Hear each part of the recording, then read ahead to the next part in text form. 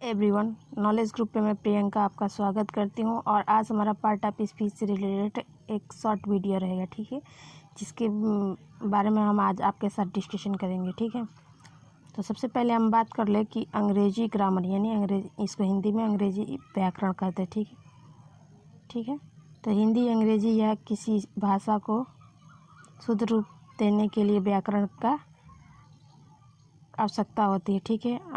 English में grammar यानी English में व्याकरण वह शास्त्र है जिसके द्वारा अंग्रेजी को ठीक ठाक बोलने और लिखने आ जाता है। अब बात कर लेते हैं वर्ड मतलब शब्द। तो वावेल और कॉन्सोनेंट को मिलने को यानी स्वर और व्यंजन को मिलाने से वर्ड यानी शब्द बनता है, और वर्ड को नियमानुसार मिलाने से फ्रेज और सेंटेंस वाक्य बनते हैं, ठीक है।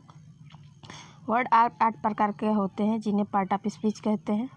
सबसे पहला हमारा नाउन है, दूसरा प्रोनाउन, तीसरा एडजेक्टिव, चौथा वर्ब, पांचवा एडवर्ब, छठा प्रीपोजिशन, सातवां कंजंक्शन और आठवां इंटरजेक्शन, ठीक है।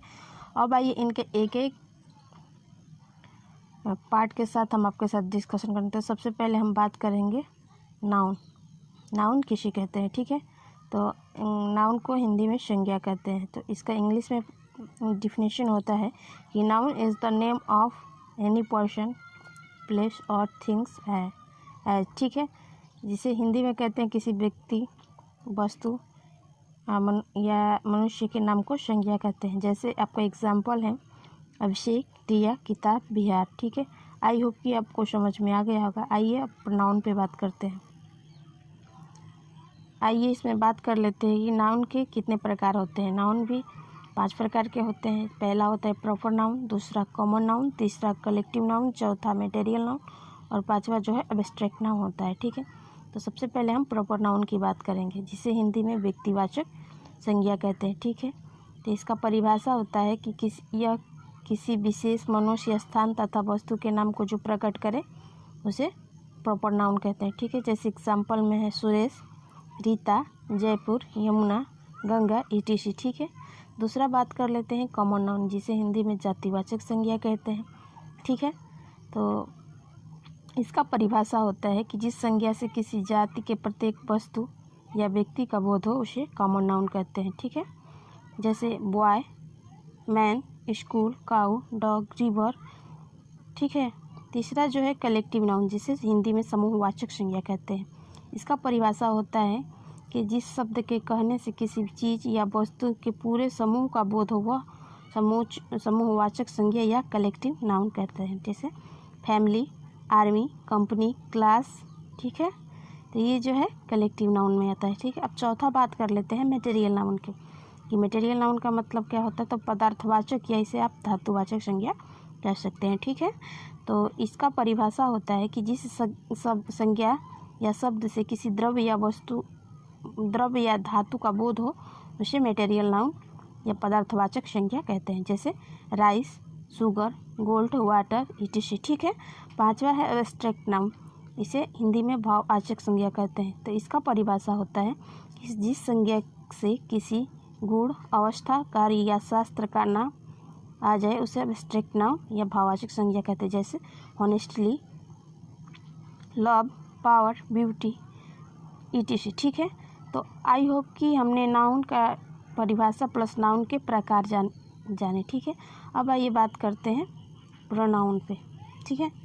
तो प्रोनाउन का हिंदी अर्थ होता है सर्वनाम, ठीक है। इसका परिभाषा होता है कि वह शब्द जो किसी संज्ञा के स्थान पर प्रयुक्त हो उसे सर्वनाम कहते हैं। जैसे ही, सी, दे, वी, etc, ठीक है। अब इसके भी प्रकार होते हैं, प्रोनाउन के भी प्रकार होते हैं। तो कितने प्रकार होते हैं, तो इसके 7 प्रकार होते हैं। तो पहला जो है पर्सनल प्रोनाउन, जिसे पुरुषवाचक सर्वनाम कहते हैं। दूसरा है रिफ्लेक्सिव प्रोनाउन, जिसे निजीवाचक सर्वनाम कहते हैं। तीसरा जो है डेमोन्स्ट्रेटिव प्रोनाउन, जिसे संकेतवाचक सर्वनाम कहते हैं।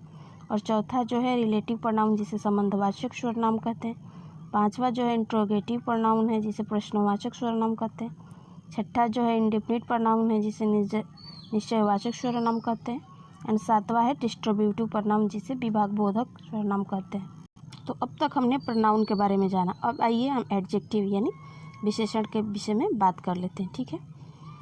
एडजेक्टिव वो पार्ट ऑफ स्पीच है जिससे किसी संज्ञा या सर्वनाम का गुण, संख्या, दशा आदि प्रकट हो। जैसे आई हैव ए 5 पेन या शी वॉज 2 डॉग्स। इन वाक्यों में 5, 2 शब्द क्या है?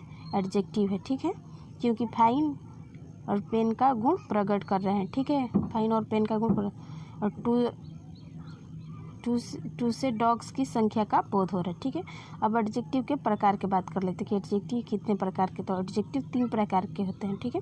पहला जो होता है एडजेक्टिव ऑफ क्वालिफाई, जिसे गुणवाचक विशेषण कहते हैं। आइए इसका परिभाषा जान लेते हैं कि क्या होता है। तो इस एडजेक्टिव से नाउन यानी संज्ञा का गुण प्रकट हो, जैसे ए हेल्दी मैन या ए ब्यूटीफुल गर्ल, ठीक है। दूसरा है एडजेक्टिव ऑफ क्वांटिटी यानी परिणामवाचक विशेषण। जिस एडजेक्टिव से संख्या का बोध हो उसे एडजेक्टिव ऑफ क्वांटिटी कहते हैं, ठीक है। जैसे इसका एग्जाम्पल है आई हैव मच टाइम या देयर आर 2 गर्ल्स हियर, ठीक है। इसमें मच और 2 जो है परिणामवाचक विशेषण है, ठीक है। तीसरा जो है डेमोन्स्ट्रेटिव एडजेक्टिव है जिसे संकेतवाचक विशेषण कहते हैं, ठीक है। तो इसका परिभाषा होता है जिस एडजेक्टिव से किसी व्यक्ति या वस्तु की ओर संकेत से जाना जाए उसे संकेतवाचक विशेषण कहते हैं। जैसे this school, the tree, this bench, this that, this क्या है? संकेतवाचक विशेषण है, ठीक है। तो आई होप कि ये समझ में आ गया होगा। अब आइए आगे बात कर लेते हैं वर्ब पे। वर्ब मतलब हिंदी में इसका होता है क्रिया चौथा है, ठीक है। तो वर्ब का पार्ट ऑफ स्पीच जिससे किसी कार्य का होना या करना प्रकट हो उसे वर्ब कहते हैं। जैसे सोहन राइट ए लेटर या यू ईट ए एप्पल्स, ठीक है। तो इसमें राइट और ईट शब्दों से किसी न किसी काम का होना या प्रकट होना पाया जा रहा है, ठीक है। तो इसमें पहले वाक्य में सोहन क्या कर रहा है? पत्र लिख रहा है, और दूसरे वाक्य में सेब खाने की जानकारी हमें मिल रही है, ठीक है। वर्ब 2 प्रकार के होते हैं, एक ट्रांजिटिव और दूसरा होता है इंट्रांजिटिव। ट्रांजिटिव का हिंदी अर्थ होता है सकर्मक और इंट्रांजिटिव का हिंदी अर्थ होता है अकर्मक। तो सबसे पहले हम बात कर ले ट्रांजिटिव वर्ब क्या होता है वर्ब में। तो जो वर्ब सब्जेक्ट के अतिरिक्त ऑब्जेक्ट रखता हो उसे ट्रांजिटिव वर्ब कहते हैं। जैसे सोहन रीड्स हिज बुक्स। तो इसमें देख रहे हैं ना, सोहन जो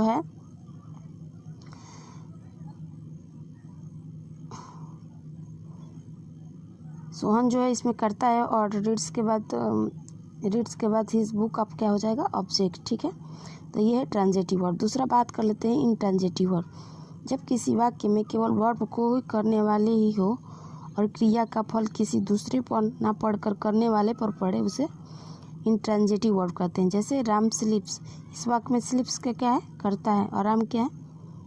राम है, ठीक है, करता राम है, और स्लीप्स वाक्य है, ठीक है। तो स्लीप्स का असर राम पर पड़ता है, इसलिए स्लीप्स जो है इंट्रांजिटिव वर्ब है, ठीक है। तो आई होप वर्ब भी आपको समझ में आ गया होगा। अब आइए बात करते हैं एडवर्ब की कि एडवर्ब क्या होता है। तो एडवर्ब का मतलब होता है क्रिया विशेषण, ठीक है।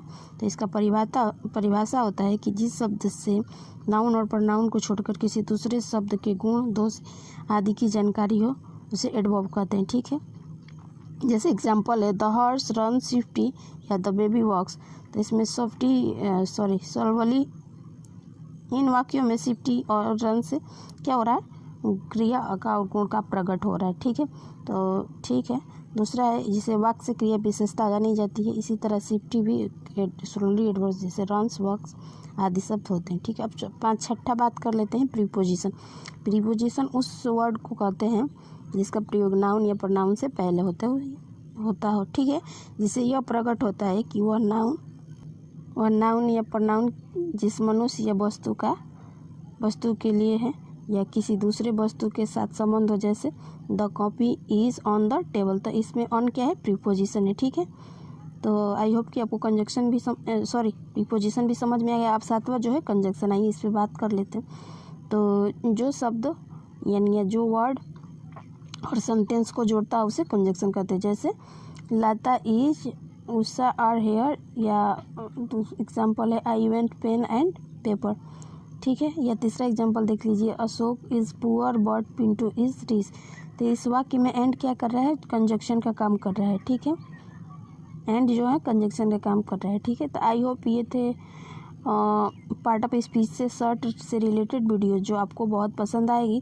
अगर आपको मेरी वीडियो पसंद आए तो लाइक, शेयर और सब्सक्राइब करना ना भूलें। Thank you. फिर मिलते हैं। इस तरह के साथ आपको वीडियोस चाहिए तो कमेंट कीजिए हमारे कमेंट में, हम आपको इस तरह के साथ वीडियो लेके आएंगे। ठीक है, फिर मिलते हैं नेक्स्ट वीडियो के साथ। तब तक के लिए धन्यवाद।